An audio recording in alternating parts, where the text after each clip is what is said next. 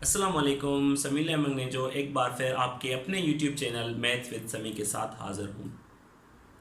आज हमारा निहायत ही इम्पोर्टेंट टॉपिक है जो कि है फ्रैक्शन। अब फ्रैक्शन क्या होता है, वो क्यों इस्तेमाल किया जाता है, किस तरह इस्तेमाल किया जाता है, आज हम डिटेल में डिस्कस करेंगे।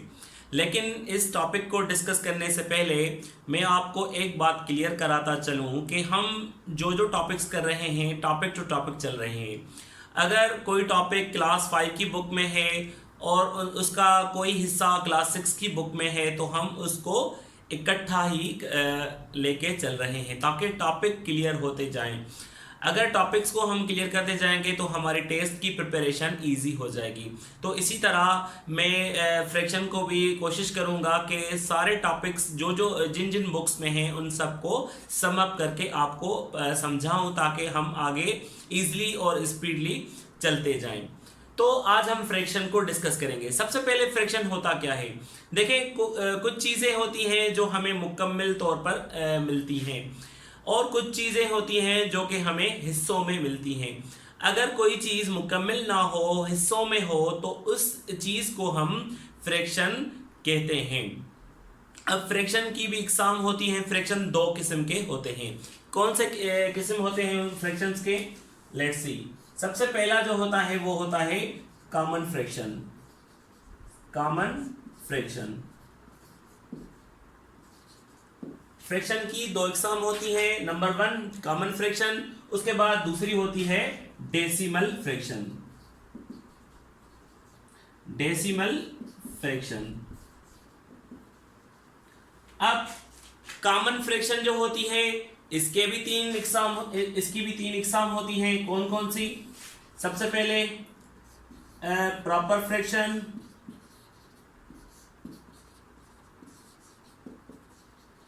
उसके अलावा दूसरी इम्प्रॉपर फ्रैक्शन,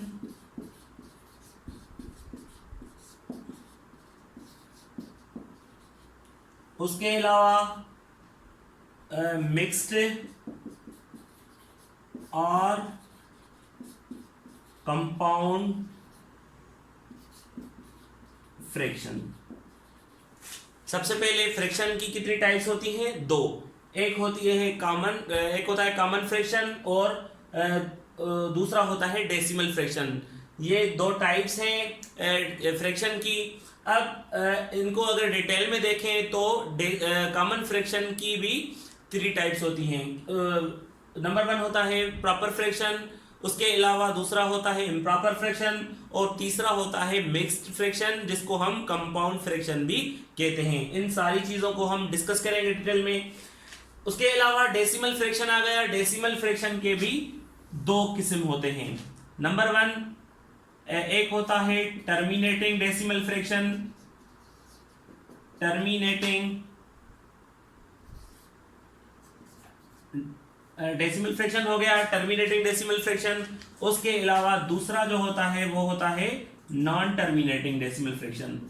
एक हो गया टर्मिनेटिंग और दूसरा हो गया नॉन टर्मिनेटिंग डेसिमल फ्रैक्शन। ये डेसिमल फ्रैक्शन की 2 टाइप्स हैं। इनको हम डिटेल में डिस्कस करेंगे। उसके अलावा नॉन टर्मिनेटिंग डेसिमल फ्रैक्शन की भी 2 टाइप्स होती हैं। कौन सी? नंबर 1 रिकरिंग और दूसरी होती है नॉन रिकरिंग।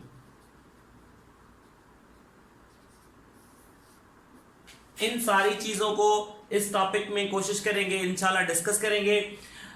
इन चीज़ों को समझना इंतहाई लाजमी है। क्यों लाजमी है?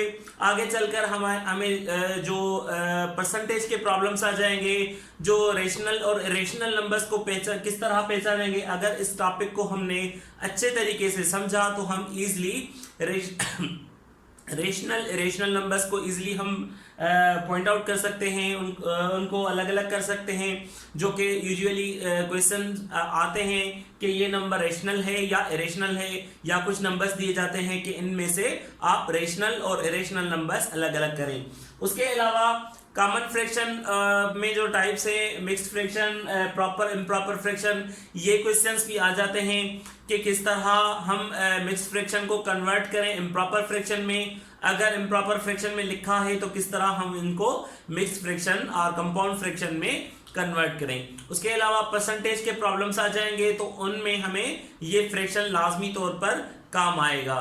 तो इसलिए ये बहुत ही इंपॉर्टेंट टॉपिक है, इसको मुकम्मल तौर पर लाजमी देखें।